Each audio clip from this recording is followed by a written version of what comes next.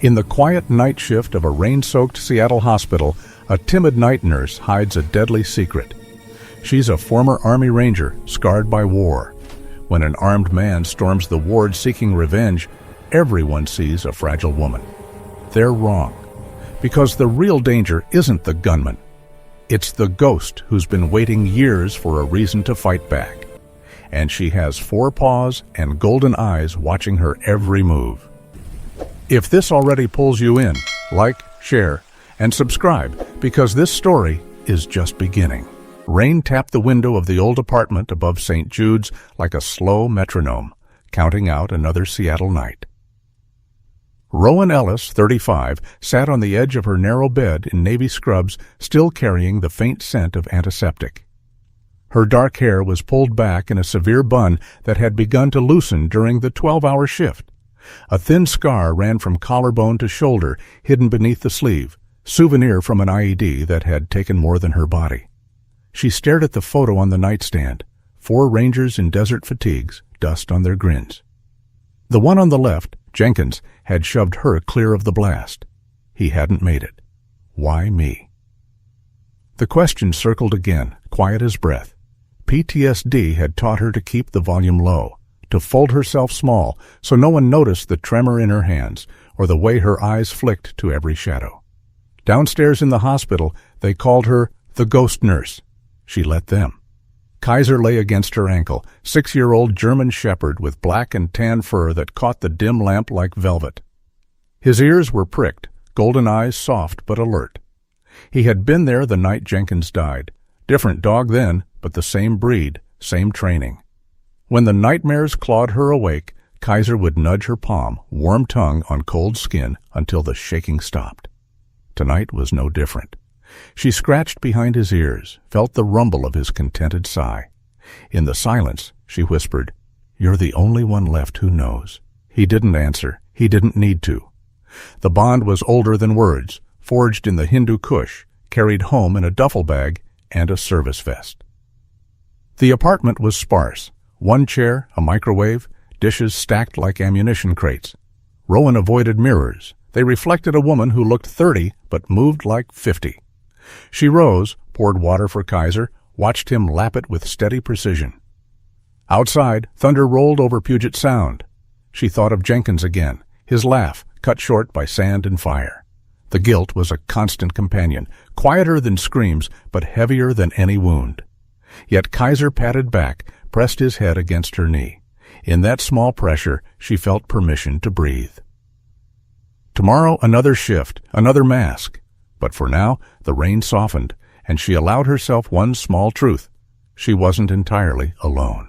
Thunder grumbled low over Seattle, the kind that settles in your bones before the storm really breaks. The 4th floor of St. Jude's was quiet at 2 in the morning, only the soft hum of monitors and the occasional beep from a distant room. Rowan stood behind the nurse's station, navy scrubs blending into the dim fluorescent light. Kaiser rested at her feet, head on paws, ears flicking toward every small sound. She had just finished charting when the first metallic clack echoed down the hall, sharp, deliberate, the slide of a bolt carrier group chambering around. Kaiser's body stiffened, a low growl rolled from his throat, barely audible, but it cut through the quiet like a wire. Rowan's pulse jumped. She knew that sound. Afghanistan, a different desert, same warning. The memory flashed, dust choking the air, a dog barking once before the ambush, saving 3 lives including hers. She crouched low, hand on Kaiser's scruff. "Like old times, huh, boy?" she whispered. He pressed closer, golden eyes locked on the hallway. Together they slipped into the utility room, door cracked just enough to see. Grayson Voss stepped out of the elevator. 42, tall as a doorway, shoulders broad under a soaked gray-black trench coat that dripped rain onto the linoleum. His face was shadowed by stubble, eyes red-rimmed and hollow, the look of a man who had carried grief so long it had carved him hollow. He carried an AR-15 low and steady, a pistol holstered at his hip, duffel slung over one shoulder. His boots left wet prints as he moved with purpose, not panic. Rowan watched him pass. She saw the tremor in his grip, the way his jaw clenched when he breathed. This wasn't madness for sport. This was pain wearing a man's skin. She remembered the file she'd glimpsed years ago. Mary Voss, routine bypass, complication no one could have predicted. Dr. Ethan Caldwell had signed the chart. 3 years of silence, then this. Rowan felt the old Ranger calm settle over her, cold and clear, but beneath it, something softer stirred. Recognition. She had carried her own ghosts. She knew what grief could do when left alone. Too long. Kaiser stayed silent now, pressed against her leg, every muscle coiled but obedient. His breathing was slow, measured, the same rhythm that had steadied her through night patrols. She could feel his warmth through the scrubs, a small anchor in the growing dark. Outside the cracked door, Voss's voice boomed down the corridor. Low, broken, demanding Dr. Caldwell Rowan's mind, worked steadily. Exits, cover, numbers. Patients in 12 rooms. Staff at the desk. 1 shooter. She knew the math of survival. Yet as she listened to Voss's ragged words, "You took her from me," a quiet ache bloomed in her chest. Not pity. Understanding. The same question she asked herself every night. Why did some live and some not? She touched Kaiser's ear. He turned his head, eyes meeting hers in the half-light. No words, just the steady beat of trust. In that moment, the plan formed, not just to stop him, but to keep the floor breathing. She would wait. She would watch. And when the moment came, she would move. The rain hammered harder against the windows, a steady drum that filled the silence between heartbeats. Rowan leaned her forehead against the cool doorframe. Kaiser shifted, nose brushing her hand. She exhaled, long and slow. Whatever came next, she would not face it alone. The hallway lights flickered once, then steadied, casting long shadows across the waxed floor. Rowan stepped out of the utility room with deliberate slowness, shoulders hunched, hands raised in the universal gesture of surrender. Her navy scrubs looked rumpled now, the sleeves pushed up just enough to show the faint tremor she forced into her fingers. She kept her eyes down, letting her voice shake when she spoke. "Please, don't hurt anyone." It was a performance honed in training yards years ago. Make the enemy see weakness so he lowers his guard. Grayson Voss turned, the AR-15 swinging toward her. His face was a map of exhaustion and rage, the stubble darker in the half-light. He barked an order to tie the others. Rowan nodded quickly, moving to Dr. Ethan Caldwell first. The doctor, 48, tall and lean in his white coat, met her gaze for a split second. She saw the fear there, and something deeper, guilt that had lived quietly for 3 years. As she looped the zip tie around his wrists, she leaned close, breath barely a whisper. "When the lights go, drop and cover." Caldwell's eyes widened, then steadied. He gave the slightest nod. Next came Avery, 24, petite in pink scrubs, ponytail coming loose, tears streaking her cheeks. Rowan squeezed her hand hard enough to anchor her. "Breathe. You're going to be okay," she murmured, the words meant for both of them. Avery's trembling eased a fraction. Rowan straightened, still playing the frightened nurse, but her mind had shifted. She had spotted the trauma shears on the crash cart, the vial of succinylcholine in the drawer, the master breaker panel 20 feet away. Every step was measured, every glance calculated. She kept her voice small, pleading, drawing Voss's attention to her supposed helplessness. He sneered, called her the ugly one, and tossed more ties. Rowan picked them up with shaking hands, shaking that was half act, half memory, of nights when the shaking had been real. Inside, the old Ranger calm held steady. She was close now, close enough. She turned to face him fully, 5 feet away. Voss towered, coat dripping, rifle steady. "Get on your knees," he growled. Rowan met his eyes then, not with defiance, but with something quieter. "No." The word hung in the air like smoke. Voss blinked, confused. In that half-second of hesitation, Rowan moved. Not a run, running invites chase, but a low, explosive surge. She drove the shears into the rifle's ejection port, twisting hard. Metal screamed. The weapon jammed. Voss roared, backhanding her across the face. She tasted blood, vision blurring for an instant. Then Kaiser exploded from the shadows. The German shepherd had waited, obedient to her whispered, "Stay low," until the moment called. He launched low and fast, teeth sinking into Voss's calf. The big man staggered, howling, balance gone. Rowan rolled to her feet, ribs aching, but the fight had turned. In that instant, she felt it. Not just survival, but something larger.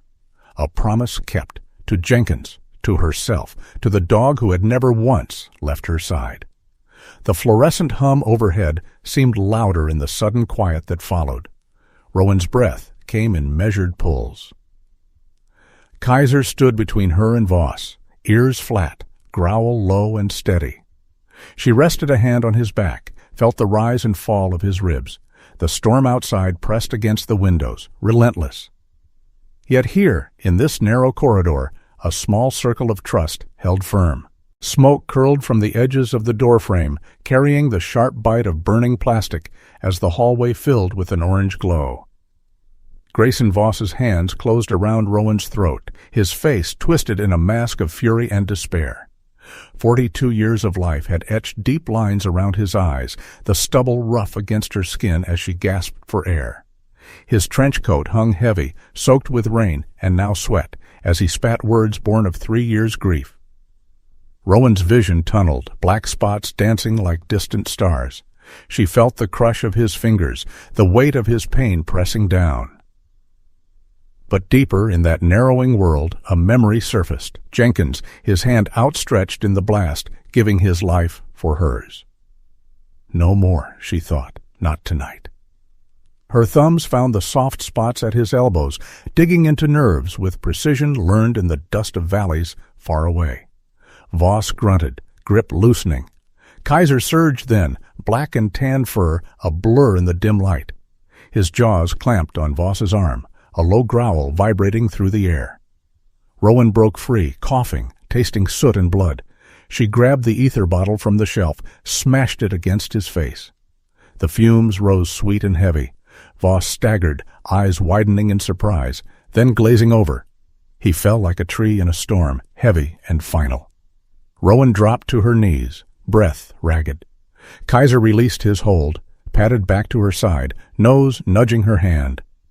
In his golden eyes, she saw no judgment, only the quiet promise of loyalty that had carried her through darker nights. The fire alarm wailed suddenly, a piercing cry that echoed off the walls. Flames licked out from room 402, fed by the accelerant Voss had set in his madness. The air grew thick, hot, the smell of melting linoleum mingling with the rain's distant patter on the windows. Rowan pushed to her feet, ribs protesting, but the pain was just a whisper compared to the urgency blooming in her chest. Patience, 12 souls, some frail as autumn leaves. She grabbed Voss's trench coat, spread it on the floor like a makeshift sled. Kaiser stood ready, ears pricked, body tense. She tied a cord around his harness, the other end to a heavy patient's bedsheet. "Pull, boy," she whispered. He leaned into it, muscles rippling under his fur, dragging the weight across the slick floor. Rowan hauled another, an elderly woman whose hand trembled in hers. The heat pressed close, flames crackling like laughter from the shadows. In the midst of it, Rowan felt the old guilt shift. Not gone, but shared. Kaiser's panting breaths matched her own, a rhythm of partnership. She thought of Afghanistan, the comrades lost, the dogs who had warned and saved. Here, in this burning hall, she was saving them back. A small redemption, perhaps. Enough for now. They reached the boy's room last. Leo, 8 years old, huddled under his bed in striped pajamas too big for his thin frame, eyes wide with terror. His voice was small, a whimper lost in the roar. Rowan scooped him up, his arms clinging tight around her neck. The path back was a wall of fire, heat searing her skin like a brand. Kaiser barked once, sharp and urgent, then plunged ahead, coat singed but unyielding. Flames licked his fur. He yelped but kept going, clearing a path. Rowan followed, heart pounding, the boy's sobs muffled against her shoulder. On the other side, she dropped to the floor, gasping. Kaiser staggered to her, fur smoking. She wouldn't leave him. Not ever. She grabbed a wet towel from the cart, doused the flames on his back with water from the sprinklers. His eyes met hers, grateful, unwavering. In that gaze, she saw her own healing reflected. The fire roared on, but something inside her quieted. She had fought not just for survival, but for the fragile threads that bind us all. The sprinklers hissed overhead, a cold mist settling over the chaos like a benediction. Rowan held Leo close, Kaiser at her feet. In the fading heat, she whispered a quiet vow, to carry this light forward, one breath at a time. Rain still tapped against the hospital windows like forgotten fingers, soft and steady, the way it does when the world has decided to be quiet again. In the dim ICU room, the only light came from the soft blue glow of monitors and a single lamp turned low. Rowan lay beneath crisp white sheets, bandages wrapping her arms and ribs like old promises. 35 years had etched lines around her eyes, but tonight they were softer, almost at peace. Her hair, short and dark, stuck to her forehead with sweat and soot. Beside the bed, on a folded blanket the nurses had laid out, Kaiser rested. The German shepherd, 8 years old now, black and tan coat still dusted with ash, breathed slow and deep. His ears flicked at every small sound, but his head stayed down, chin on paws, watching her with those steady brown eyes that had seen too much and forgiven everything. She woke slowly. The morphine blurred the edges, but the ache in her chest was not from wounds. It was recognition. She turned her head and found him there, unchanged. Kaiser lifted his gaze, tail giving one quiet thump against the tile. No bark, no fuss. Just the look of a soldier who had waited through the night. Rowan reached out, fingers trembling, and touched the warm fur behind his ear. The smell of smoke lingered in it, mixed with the faint, familiar scent of pine and earth that always clung to him. She remembered the valley in Pesh, the same smell after the blast, the same dog, another life, pulling her from the dirt. Now this one had done it again, in a different war, on different ground. Tears came without warning, hot and silent. She whispered, "You should have left me back there, boy." But Kaiser only pressed closer, nose nudging her palm, as if to say the past had no claim here. The door opened quietly. Avery, the young nurse from the night shift, stepped in. 28, slight build, long brown hair pulled into a messy bun, eyes red from crying and lack of sleep. She carried a tray with water and a fresh bandage. Her voice was gentle, almost shy. "They're calling you charge nurse now. And Ranger. Everyone knows what you did." Rowan managed a small smile, the first real one in years. Avery set the tray down and lingered. "We were all scared. But you made us remember we're not alone." She glanced at Kaiser. "And him. He's part of the team now." Rowan looked at the window. Rain streaked the glass, blurring the city lights below. She thought of the boy she had carried out, the 12 patients safe in other rooms, the SWAT team's lights flashing red and blue through the smoke. She thought of Voss, handcuffed and gone. But mostly she thought of the silence after the fire, the moment when she had refused to leave Kaiser behind, even when the flames licked close. That refusal felt like the first honest thing she had done since Afghanistan. She stroked Kaiser's head again. His breathing steadied hers. The weight of guilt that had pressed on her for so long seemed lighter now, not gone, but shared. She understood at last that surviving was not betrayal. It was permission to keep going. In the quiet, she spoke to him, voice low. "Thank you, my teammate." Then she looked out at the rain-soaked night and felt something new settle in her chest. Not victory, but trust. Trust that life could be kind again in small, stubborn ways. That heroes didn't always roar, they stayed. They waited, they loved, without asking why. The room held its breath. As the rain finally quiets over Seattle, remember this. In every quiet hallway of life, Whether a hospital ward or the empty rooms of your own home, loneliness, illness, and the ache of years gone by can feel like a long night with no dawn. But heroes often wear the gentlest faces: a faithful dog, a kind nurse, or the neighbor who still calls. You are never truly alone. Reach out today, call someone, share a story, hold a hand. Your life still matters deeply.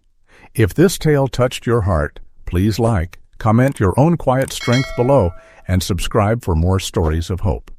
May the Lord wrap you in His peace, heal your body, and fill your days with gentle light. You are loved.